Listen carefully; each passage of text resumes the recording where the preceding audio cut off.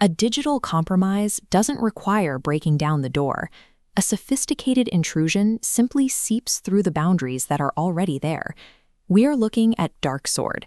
This is a complete 11-file web-based exploit kit specifically engineered to target Safari browsers on Apple devices running iOS 18.4 through 18.6.2.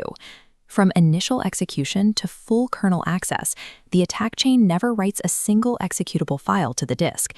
It relies entirely on JavaScript, running completely in the device's memory. This model shows the strict architectural layers iOS uses to isolate processes. To take over the device, an attacker must start in the highly restricted web content sandbox, break into the GPU process, pivot to highly privileged system daemons, and penetrate the core XNU kernel. DarkSword traverses this entire structure by weaponizing Apple's own native JavaScript engine, using legitimate code execution tools to subvert system defenses from the inside out. Analyzing this kit reveals how modern exploit engineering operates.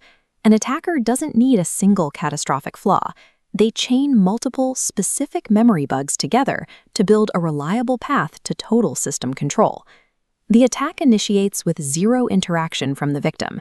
They simply visit a compromised website, often a legitimate news domain, that secretly loads a single invisible iframe. To maintain stealth, the index.html file sets a flag in the browser's session storage. By assigning a UID of 1, the script tags the device. If the user reloads the page, the exploit checks for this tag and halts, preventing infinite reinfection loops that might crash the browser. Once the tag is set, the invisible iframe calls an external server to download the main orchestrator script, rceloader.js. It appends a dynamic timestamp to the request, forcing the browser to fetch a fresh copy and bypass local caching. The orchestrator's first job is reconnaissance. It fingerprints the user agent to confirm the exact version of iOS running on the device.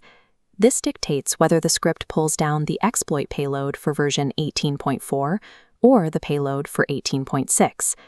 To execute the heavy memory manipulation required for the next stage, the loader utilizes web workers.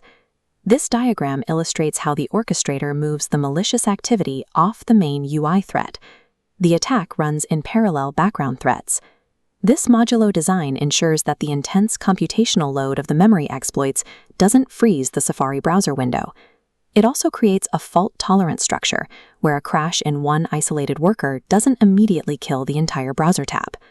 Based on the version fingerprint, the loader injects the appropriate JavaScript file, like the massive 526 kilobyte rce_worker 18.6.js, directly into the web worker. The target inside the web content process is the JavaScript core engine, specifically a flaw in its just-in-time or JIT compiler. The JIT compiler's job is to optimize JavaScript execution speed, but this specific vulnerability allows an attacker to confuse the engine about what type of data it is processing. As you can see, the script manipulates standard 64-bit float arrays to purposefully misalign data in memory. This type confusion creates two precise primitives. First is addref, which forces the engine to leak the exact memory address of a JavaScript object. Second is fake object, allowing the attacker to forge a fake data structure. By combining addref and fake object, the script establishes arbitrary read and write capabilities. The attacker can now freely scan and modify any byte of memory allocated to the browser process. But the browser process is heavily isolated by Apple's web content sandbox. The attacker owns Safari's memory, but they cannot access the camera, the file system, or the core OS. They must engineer a way out. To break out of the web content layer, the orchestrator pulls down a sandbox escape script. The target is Safari's GPU process, which handles graphics rendering. The script triggers an out-of-bounds memory error in the graphics layer. By corrupting memory during the rendering process, the attacker achieves code execution inside the GPU process, breaking through the first major barrier. However, the GPU process operates within a secondary sandbox. It has more permissions, but isn't the core operating system. A second escape is required. The exploit loads its Stage 2 escape script. This targets the XNU kernel itself, specifically exploiting a copy-on-write memory management bug. This allows the attack to pivot from the GPU directly into a highly privileged system daemon responsible for media playback. Inside the Media Playback D daemon, the attacker is running as the device user. The script sets up persistent memory read and write hooks, anchoring its position right above the kernel layer. The JavaScript uses dynamic placeholders, like the LPE 64-byte variable shown here, to prepare for payload injection. It stages the memory environment so that the final executable code can be dropped precisely into place once the kernel falls. By exploiting a graphics rendering bug and following it up with a kernel memory management flaw, the attacker has bypassed process isolation and stands at the threshold of the core operating system. The final script in the chain is pemain.js, functioning as the post-exploitation orchestrator. Watch the final boundary fall. The orchestrator triggers a race condition inside the virtual file system. A race condition occurs when a system attempts to perform two or more operations at the exact same time in an unexpected sequence. This specific flaw grants the script arbitrary read and write access directly to the XNU kernel. With complete kernel authority, the orchestrator forces the JavaScript engine to load into completely unrelated system daemons. Now it deploys a series of entirely in-memory data stealer modules, codenamed Ghostblade and Ghostknife.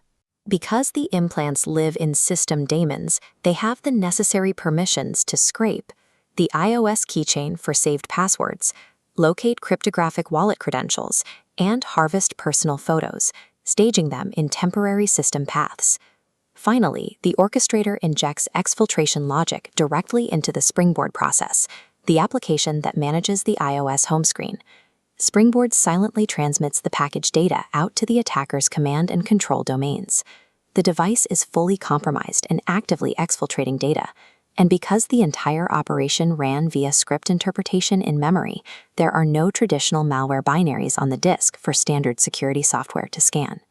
In practice, executing this chain relies on extraordinarily precise timing. This shattered structure represents what happens when the GPU-based exploit misses its critical window. The targeted processes crash violently, forcing the device to reboot and immediately alerting the user to the underlying system instability. Apple addressed the underlying architecture enabling this attack, issuing patches for all 6 distinct vulnerabilities in iOS version 26.3. On updated devices, the memory structures the exploit expects simply do not exist in the same way. For devices that cannot be immediately updated, Apple's lockdown mode serves as a direct countermeasure. It operates by disabling the exact features this chain relies on, specifically JIT compilation and WebGL rendering, removing the attacker's required tools from the browser sandbox entirely. If security teams are auditing potentially compromised devices, the primary forensic indicator is the device crash log. The unstable nature of the graphics and memory exploits leaves behind a dense cluster of WebKit and GPU process restarts. Security researchers have also mapped the specific strings used by the JavaScript orchestrator. Network defenders can write Yara rules to flag the initial session storage marker or catch the unique tags like DarkSword Wi-Fi dump embedded in the final payload's network traffic. DarkSword illustrates exactly how modern attackers view our operating systems. They do not look for a single open door. They analyze intersecting logic flaws, taking isolated permissions and combining them until they map a complete path from a single web page pixel all the way to the core of the machine.